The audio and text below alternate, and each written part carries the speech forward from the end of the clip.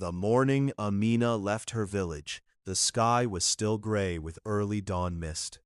The rooster had not yet crowed when her mother shook her gently. "Amina, it's time." The small mud house felt heavier that morning, as if the walls themselves understood that something was changing. Amina sat up quietly on her raffia mat. She was only 19, but hardship had already shaped her into a woman far older than her age. Her father had been bedridden for almost 2 years after a farming accident left him unable to walk properly. The little income the family once depended on had disappeared. Her 2 younger siblings still slept in the corner, unaware that their sister was about to carry the weight of their future on her shoulders. Her mother wrapped a faded Ankara scarf around Amina's head and held her face. "My daughter," she whispered, her voice trembling, "the city is not kind, but endure. Whatever happens, endure." Amina nodded. She had trained herself not to cry easily. "I will send money home, Mama, I promise." She stepped outside with 1 small bag, 2 dresses, 1 pair of slippers, and hope. The journey to Lagos was long and suffocating. The bus was packed with traders, young men chasing dreams, and women like her, leaving home to become helpers in other people's houses.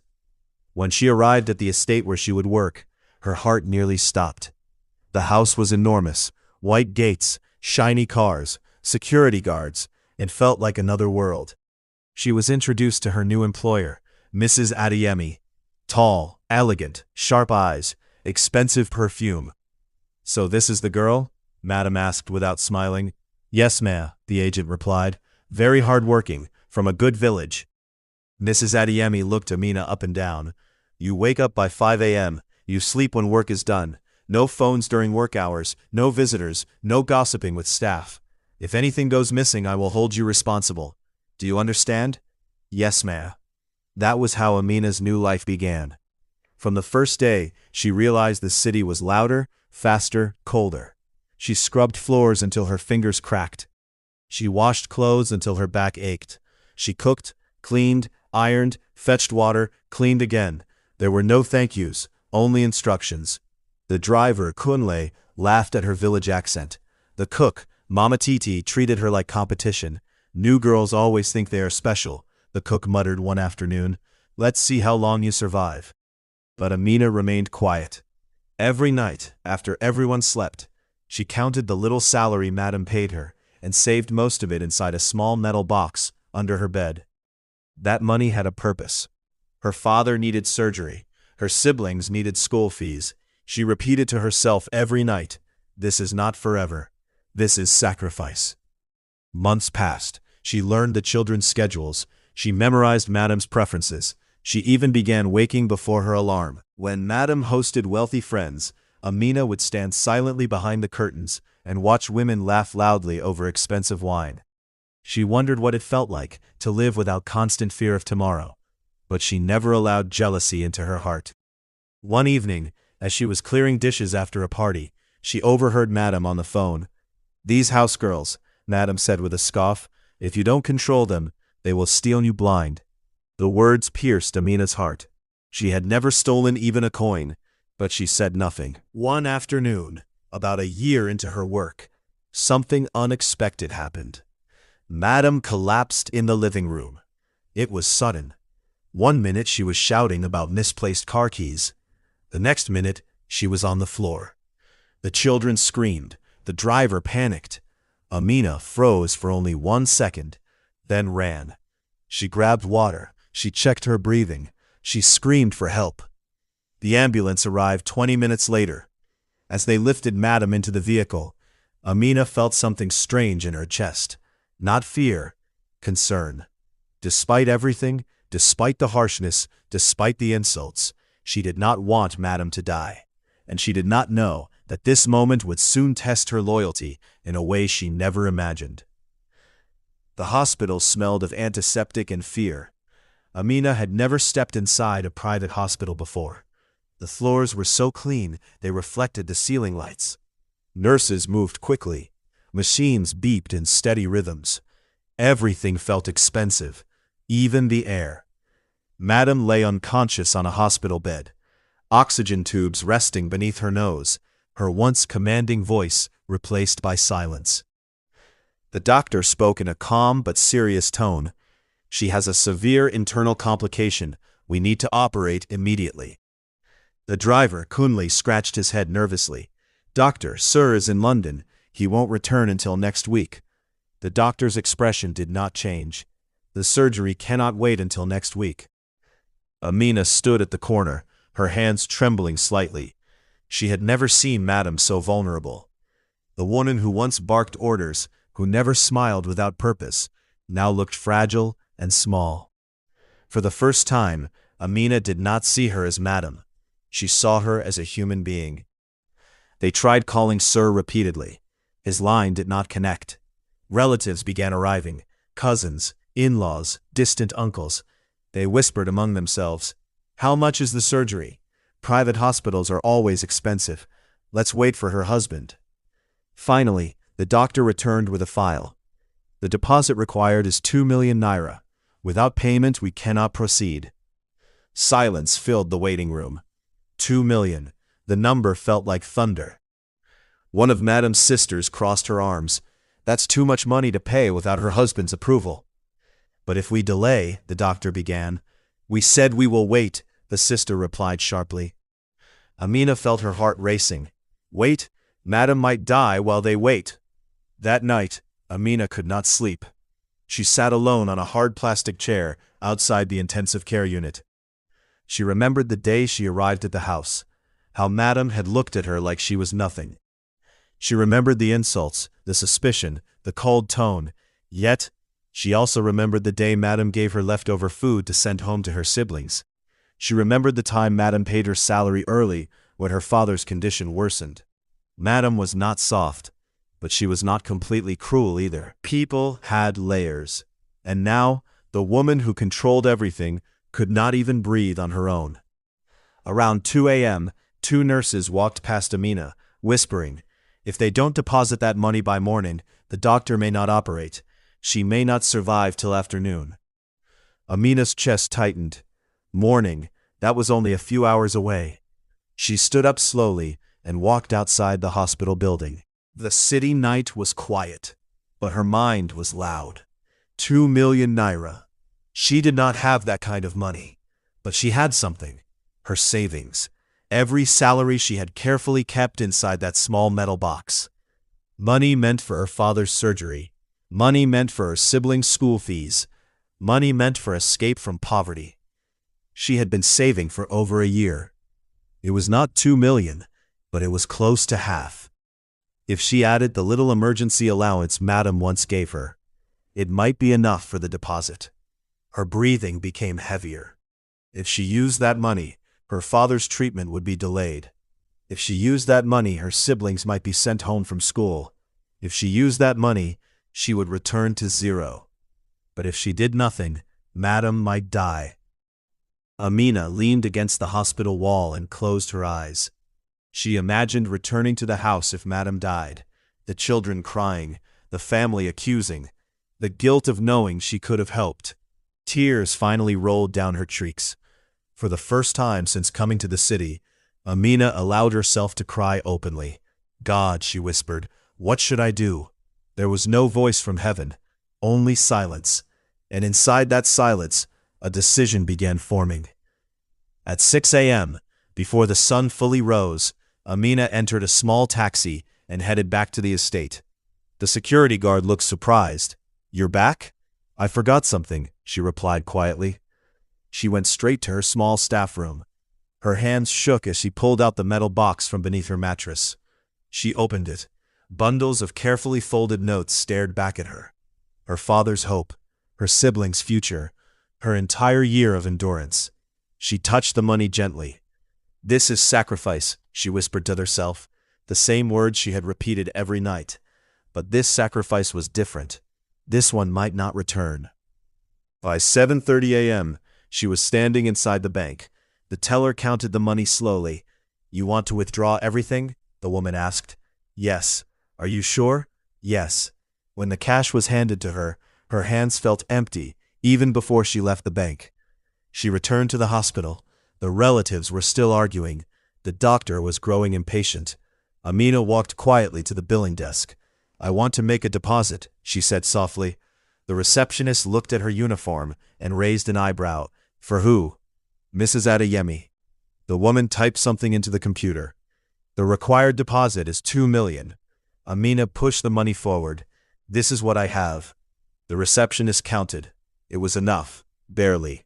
"Name of depositor?" the receptionist asked. Amina hesitated. Then she shook her head. "Just record it." "But we need a name."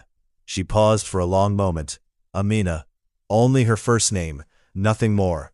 30 minutes later, the surgery preparations began.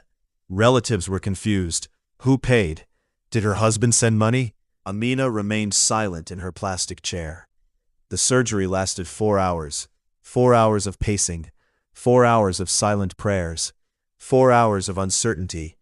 When the doctor finally stepped out, his mask lowered slightly. The surgery was successful. Relief filled the hallway.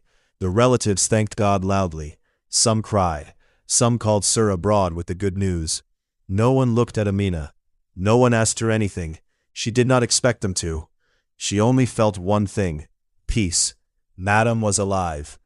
But as she sat alone again that night, reality slowly returned. Her father still needed treatment. Her savings were gone. Her sacrifice was invisible. And she did not know that this silent act of loyalty would soon turn into the worst humiliation of her life. 3 days after the surgery, Mrs. Adeyemi regained full consciousness. The house was unusually quiet when she was discharged from the hospital. For the first time since Amina began working there, the gates opened not for a party or visitors, but for gratitude. Relatives praised God. The children hugged their mother carefully. Sir had finally returned from London, his face tight with stress and relief. "My wife almost died while I was away," he kept repeating. Amina stood in the background, holding Madam's handbag, adjusting pillows, serving tea, invisible, as usual. That evening, Sir sat with the hospital documents spread across the dining table. "I don't understand," he muttered. Mrs. Adeyemi leaned weakly against her chair. "What is it?" Sir pointed at the printed bill. "There was a deposit made before I transferred money." "Yes," Madam said. "My sister told me someone paid so they could start the surgery." Sir frowned. "But I never authorized anyone." They both stared at the statement. "Deposit, 2 million naira. Cash payment." Sir shook his head slowly. "That is strange." Across the kitchen, Amina felt her stomach twist. She continued washing dishes, pretending not to hear. The next morning, another problem surfaced. Madam screamed from her bedroom, "My jewelry box!" Everyone ran upstairs. Her expensive gold necklace, a family heirloom, was missing. Madam's breathing became uneven.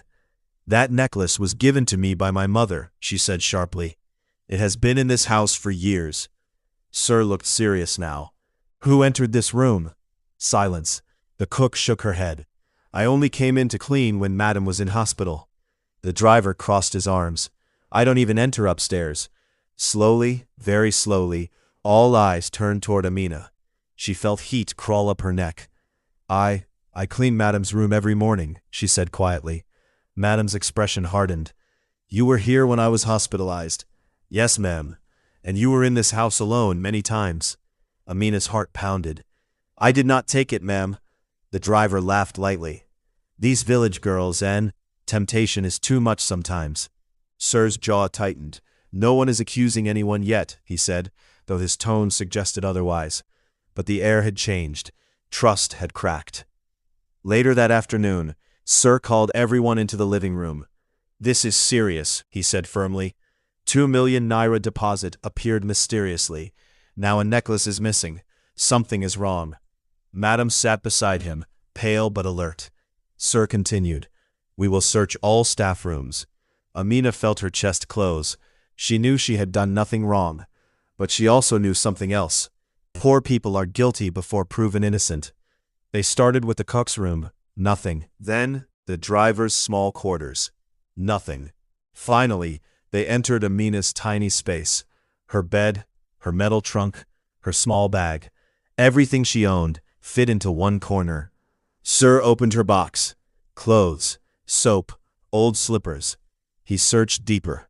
Under the mattress, inside pillowcases, even inside her Bible.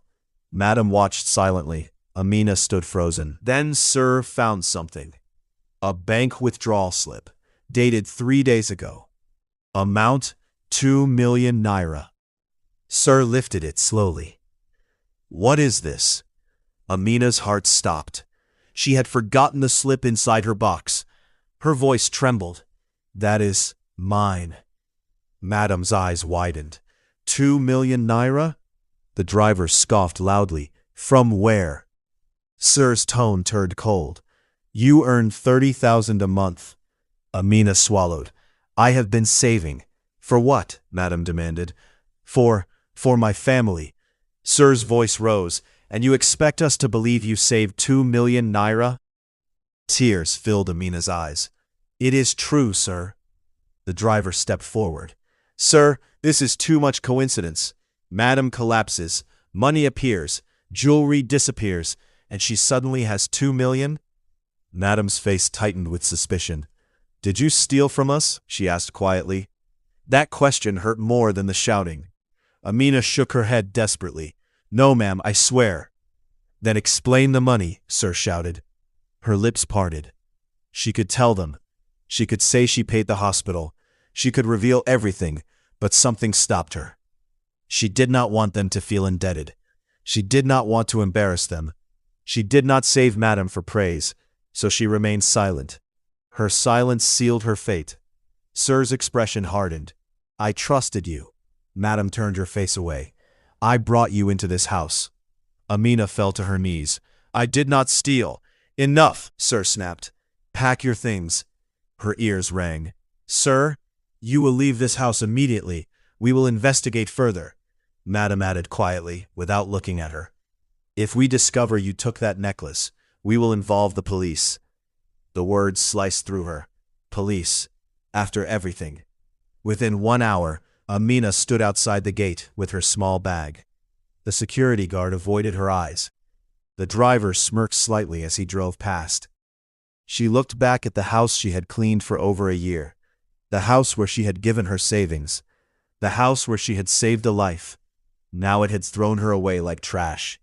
Her chest ached, not from losing the job, but from losing her dignity. As she walked down the road with nowhere to go, one thought echoed painfully in her mind. They never even asked who paid the hospital deposit. She could have defended herself. She could have shouted the truth, but she chose silence. And silence had cost her everything. Meanwhile, inside the house, something else was happening. Sir decided to call the hospital to clarify the mysterious deposit. He dialed the billing department. Yes, this is Mr. Adeyemi. I want to confirm the cash deposit made before my transfer. The accountant checked the system. Yes, sir, it was made by a lady named Amina. Sir froze. Which Amina? She gave only her first name, but the bank reference shows it came from a personal savings withdrawal.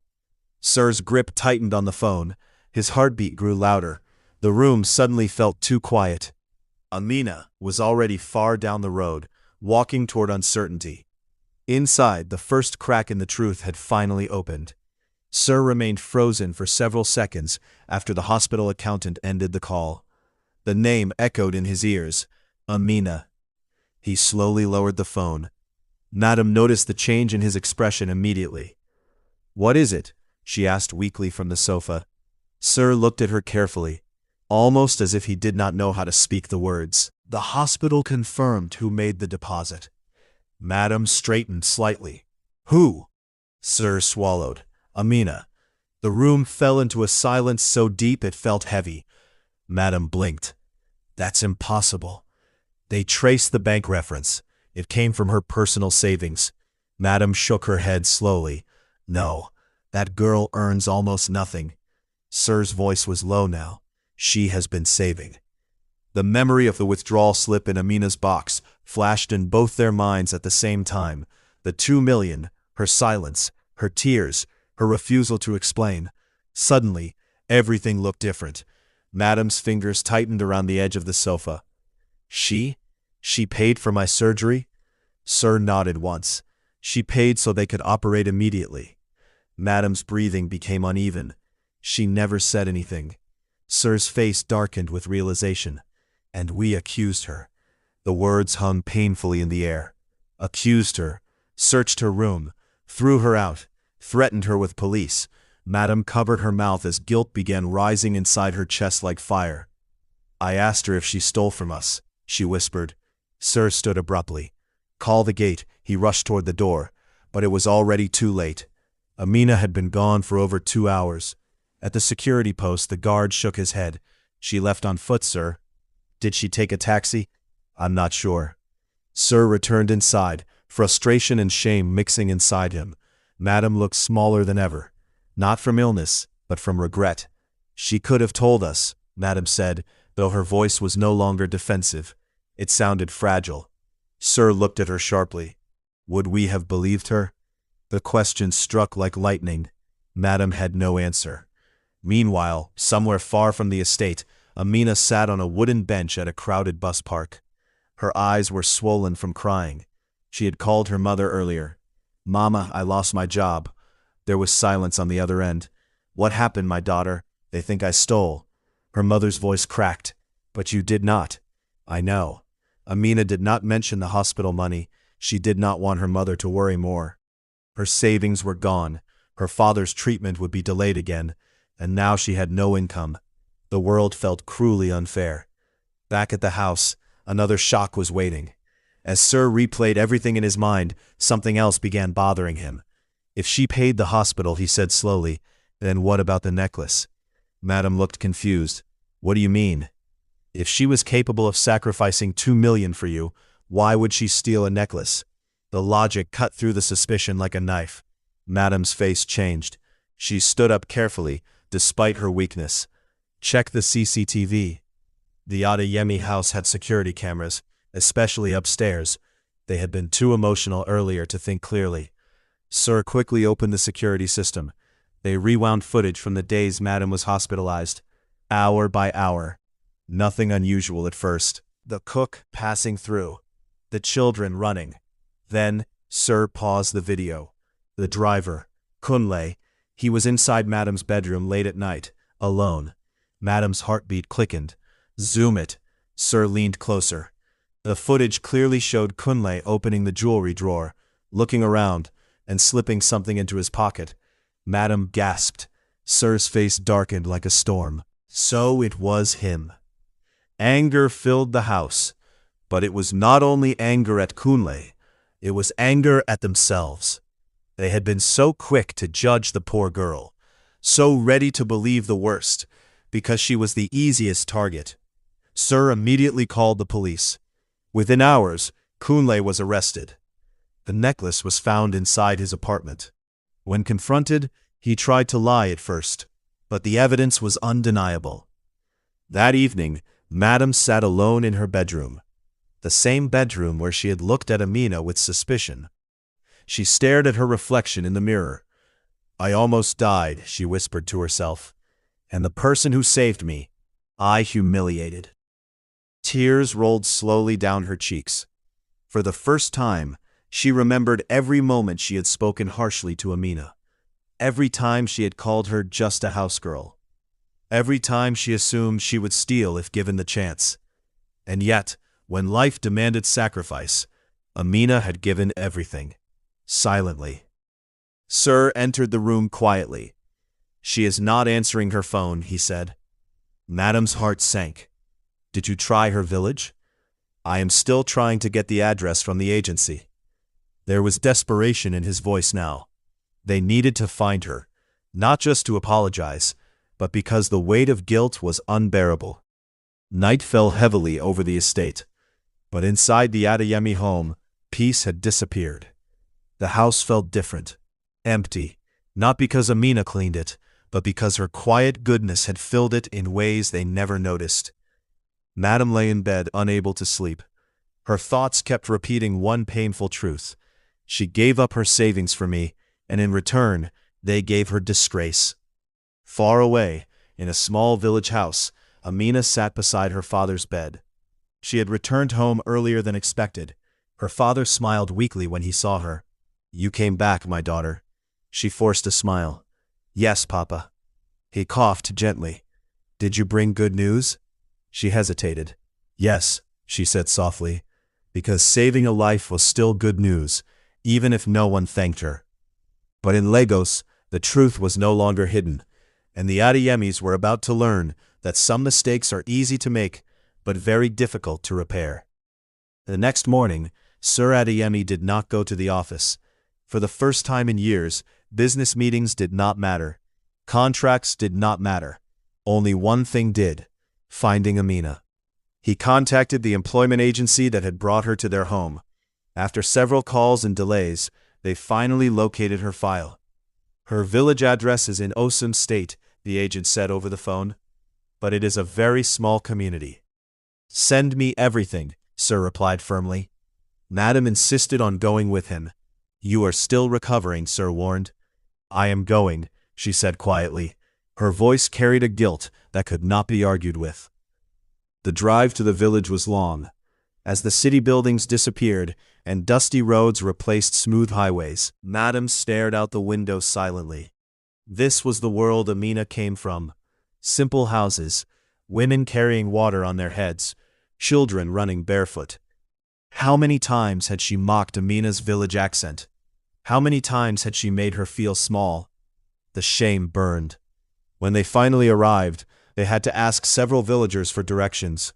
Which house is Amina's? Sir asked. An elderly woman pointed toward a small mud house with a zinc roof. That one, she said. Madam's chest tightened. That was where the girl who saved her life lived. Not in comfort, not in security, but in struggle. As they approached the house, they noticed something strange. Several women sat outside quietly. Some were dressed in dark wrappers. There was no laughter, no normal village noise, only low murmurs. Sir slowed his steps. Madam felt her heart pounding. Amina stepped out of the house just then. When she saw them, she froze. Shock filled her eyes. Sir! Madam! Her voice was barely above a whisper. Madam rushed forward without thinking. Amina! But before she could say anything more, she noticed the cloth tied around Amina's head. A mourning cloth. Madam's stomach dropped. What happened? Sir asked gently. Amina's lips trembled. My father passed away 2 days ago. The world seemed to stop. Madam staggered slightly. Sir held her arm. 2 days ago. That was the same day they discovered the truth. The same day they tried calling her. The same day she did not answer. Madam's eyes filled with tears instantly. I am so sorry, she whispered. Amina nodded quietly. He was very weak, she said softly. The doctor said he needed surgery urgently. The words hit like thunder. Surgery. Sir and Madam looked at each other. They both knew what that meant. The money she had saved, the money she used for Madam's hospital deposit, that was meant for her father's operation. Madam's legs almost gave way. You used her father's treatment money for me? She asked, her voice breaking. Amina looked down. I could not let you die, Ma. There was no accusation in her tone, no bitterness, only simple truth. Madam burst into tears. She did not care about pride. She did not care about status. She cried like a child.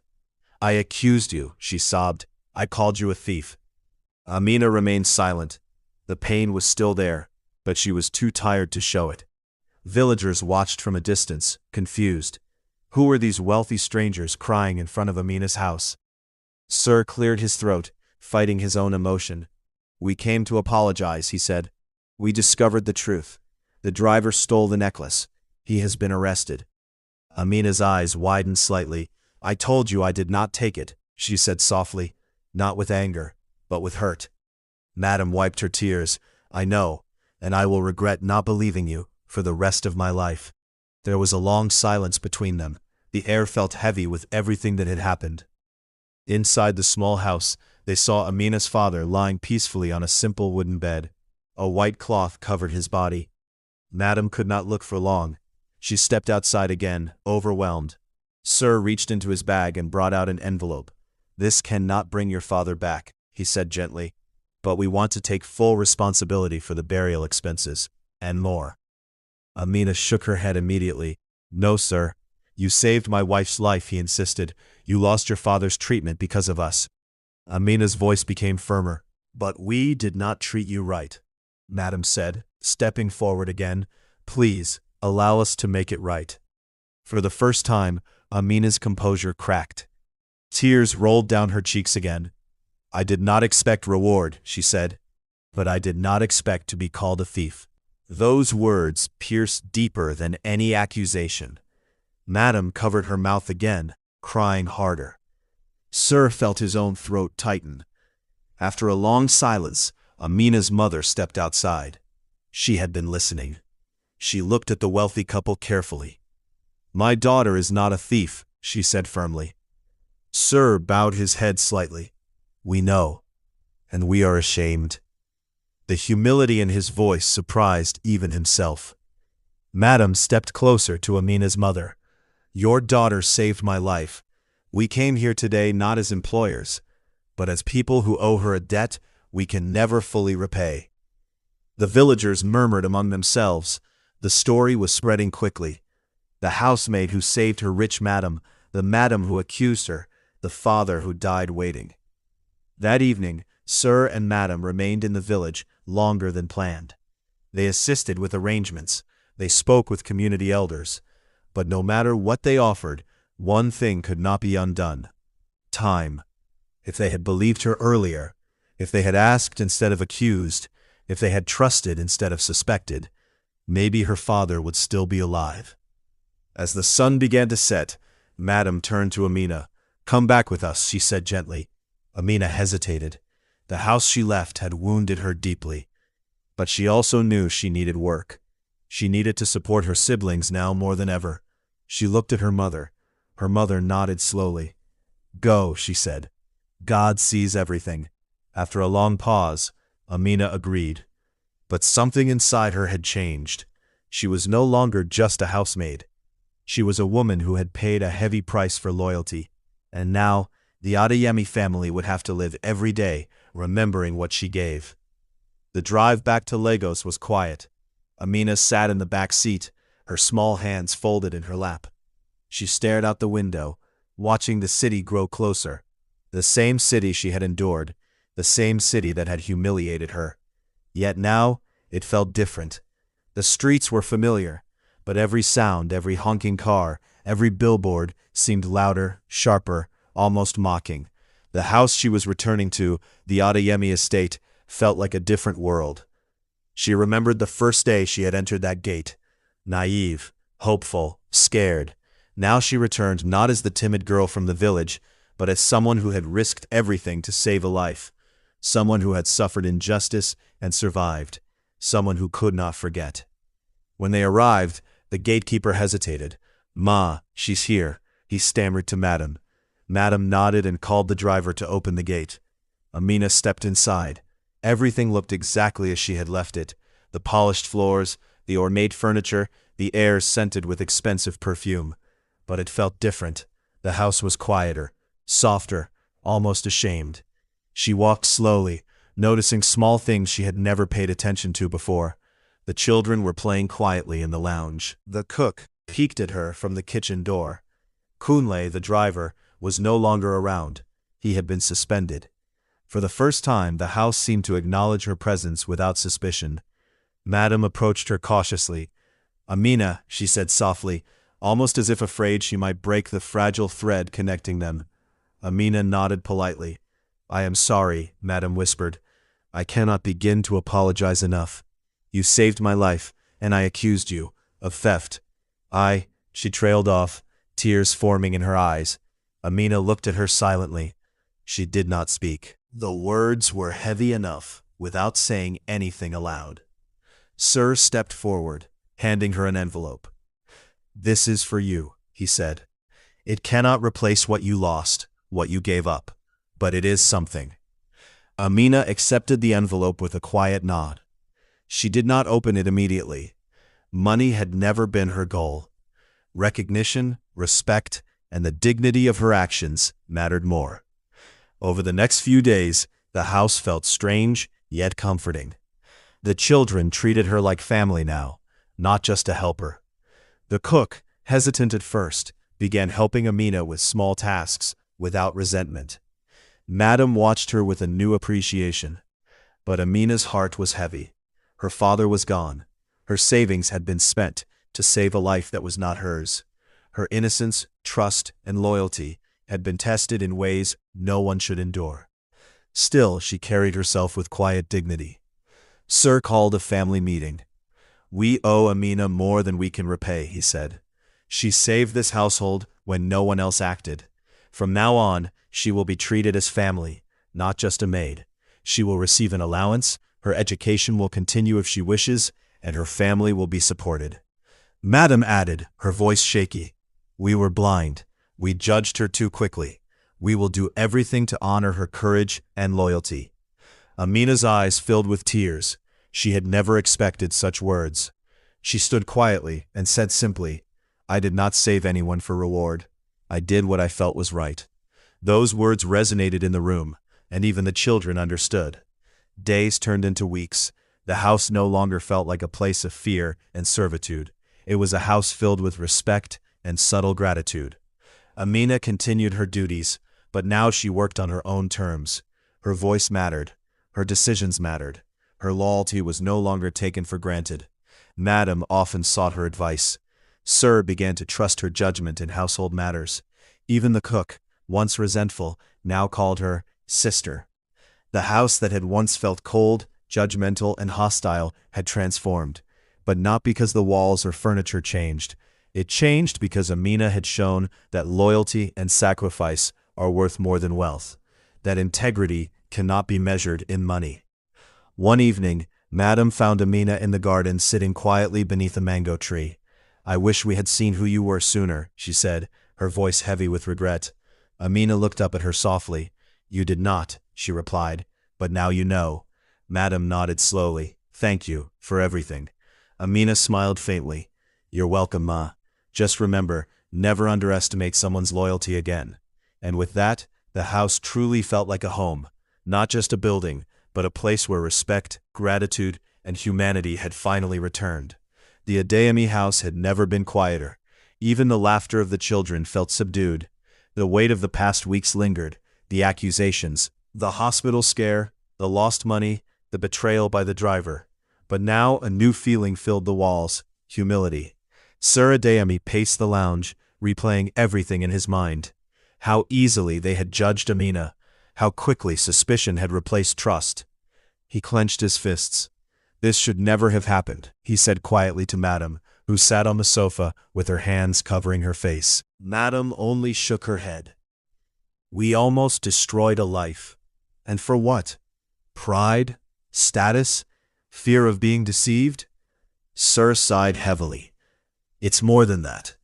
We treated her like she was nothing. We assumed the worst because she had less than us. And she gave everything she had for me, for you, for this family. And we repaid her with humiliation."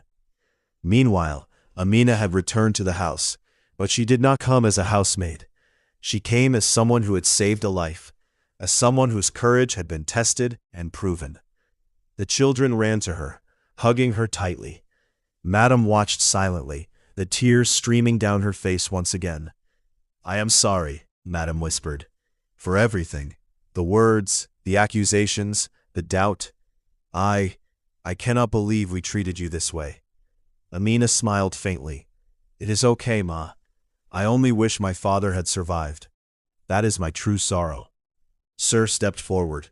"We cannot replace your father, but we can promise that your sacrifice will never be forgotten." He handed her a small package. Her savings returned with a little extra. "We also want to support your siblings' education and your mother's needs." Amina shook her head. "I did not save anyone for reward," she said softly. "I did it because it was right." Word of Amina's loyalty and sacrifice began spreading throughout the neighborhood.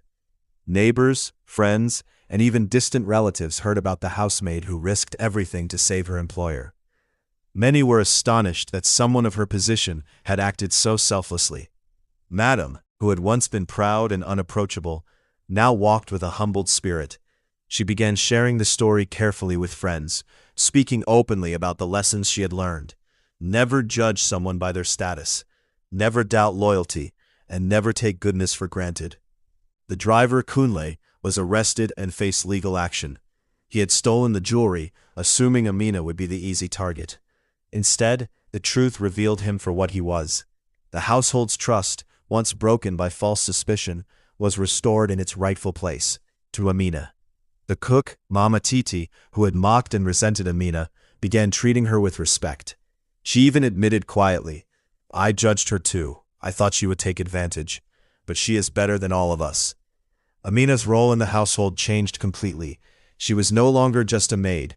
She became a trusted advisor to Madam in household matters. Her opinions were valued. Her work was respected. She could now earn her living with dignity, without fear of being accused unjustly. But more importantly, she had taught the Adeyemi family lessons money could never buy. Loyalty is priceless. Sacrifice often goes unseen, but it leaves a permanent mark. Ingratitude is destructive, but humility can heal. One evening, as the sun set over Lagos, Madam found Amina sitting quietly in the garden. "You know," Madam said softly, "I think I have finally understood something. You gave without asking for recognition. You risked your family for us, and yet you never demanded anything in return. That is courage." Amina looked up, her eyes reflecting the warm glow of the sunset. "Sometimes, Ma, doing the right thing is more important than anything else, even if people do not see it immediately." Madam nodded, wiping tears from her eyes. "I will never forget this. Not you, not your heart." And for the first time, the house, every room, every hallway, every polished floor, felt like it was filled with respect, humility, and gratitude. The story of Amina became a legend among neighbors and relatives. A housemaid, a poor village girl, had shown that true wealth is not measured in money, but in kindness, courage, and integrity. For the Adeyemi family, the lesson was clear. They had been blind, but now they would live with open eyes. For Amina, life had changed forever. She still carried sorrow for her father, but she also carried pride in knowing she had done the right thing no matter the cost. The first morning after returning fully to the Adeyemi house, Amina woke up to birds chirping outside the window. She stretched slowly, feeling a strange sense of peace that she hadn't felt in over a year. The house, once cold and judgmental, now hummed with warmth. The children ran to her as she entered the kitchen, calling her Auntie Amina, a title she had earned with her loyalty, courage, and care. Madam Adeyemi appeared from the hallway, her face soft and sincere. "Good morning," she said gently. "Breakfast is ready, but I wanted to speak with you first." Amina nodded. She knew this was not about chores. Madam continued, her voice tinged with emotion. "We owe you more than we can ever express. Not just money, not just apologies, but respect, trust, and gratitude. You have taught us what true loyalty means." Amina lowered her eyes. "I only did what I believed was right, Ma. I never expected reward." Madam smiled through tears. "Sometimes doing what is right requires sacrifices that not everyone understands. You have saved more than my life, Amina. You have saved our hearts from pride, suspicion, and ingratitude." Sir Adeyemi stepped into the kitchen, handing Amina an envelope. "This is for your future," he said. "We have arranged for your siblings' education. Your mother's needs will be taken care of, and you will have your own home soon if you wish. You deserve it all, Amina, and more." For a moment, Amina was speechless. She had not asked for anything. She had only wanted to do what was right.